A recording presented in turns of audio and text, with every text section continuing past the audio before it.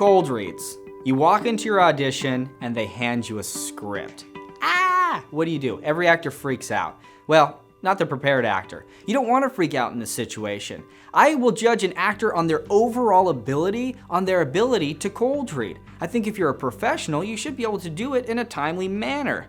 You don't need to come back and say, ooh, cold read? Yeah, can I come back next week when I have time with this? You should be able to, in 15 or 20 minutes, take some material, break it down, and work on it to be able to give a compelling and specific performance. So here's what you can do very quickly to break down that scene.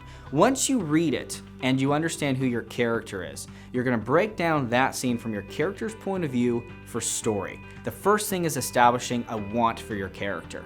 A want does a couple different things. One, it's going to send your story in a very specific direction. It gives you something to fight for.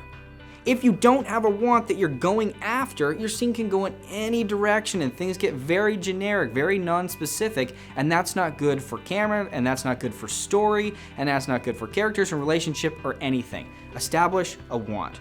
Once you have that want set, you can focus on it, you can fight for it. The other thing that it does is actors tend to spend their time in their head. That is the wrong place to be. You got to be in your character's head, which means you're thinking character's thoughts. So if we're focused on the character's want, you can't be focused on you. You can't be thinking, oh geez, what does this look like? Oh, I hope I don't mess up my line. Oh geez, I moved. Oh, I'm not supposed to be shifting. All of these things that an actor will think about, oh, don't mess up a line, I'm super nervous, all this stuff. If we can focus on what the character's focused on, which is the want, you're gonna get outside of your head. You're gonna get into a character thought that's gonna put you into the scene and it's driving it in a specific direction. The want is very important. Don't do any script without having that want. Once we have that, struggle needs to be present in your work. If struggle's not there, scenes fall flat, there's nothing interesting about them because we're not fighting for anything. If you have struggle, that's gonna mean that we understand we want something and there's something in the way of us getting that. Then we'll understand where the struggle is, then we can fight for it, and the whole scene starts to make sense at that point in time. Once we do that, how do you make it real to you? Right now, it's just text on a page. That means nothing to you. It's like in the news. A lot of bad things happen to a lot of people every single day, and I'll bet you don't shed one tear.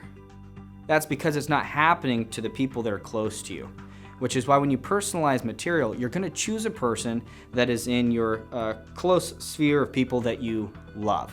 Those are the people that you have a relationship with. Those are your closest friends. Those are family members. Those are grandparents, parents, siblings, and the people that we really care about.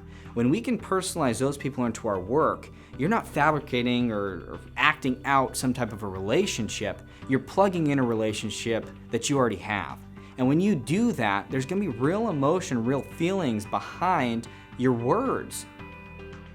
And that's how you personalize it to make it mean something to you. So that's part of the process. After that, you gotta spend some time with it. We gotta really understand the material. There's no winging it. You have to be a detective when you're looking at breaking down your copy. You can't say a word, you can't say somebody's name without knowing why, who they are, what the context is, and you won't have all of those answers because you haven't read the full script. But the tragedy is going, well, I don't know, so I'll just leave it generic. You have to make specific choices, right or wrong. They will read through on camera. They can always give you direction and have that changed, but we don't want to have a generic read that's gonna fall flat and make it look like we didn't make any choices. That's the worst thing you can do in an audition. So spend some time really understanding it, making sure that everything that you say has specific intent behind it. The final ingredient to having an amazing audition is making sure that you are in the moment. What does that mean? It means that you are present, you are listening to the reader when they are reading with you. We're not thinking, what's our next line? We're not thinking, I don't feel well. We're not thinking, oh, I hope they didn't realize I was late. We're not thinking any of those actor thoughts. Nothing from the outside is coming into this performance of being in the moment, present, listening, reacting off of what they're giving you, and fighting right here, right now, in this take. It's a hard thing to do, but we have to do it in our auditions if we want to get to the callbacks and we want to book the job. We can do that again in about 20 minutes in a cold read.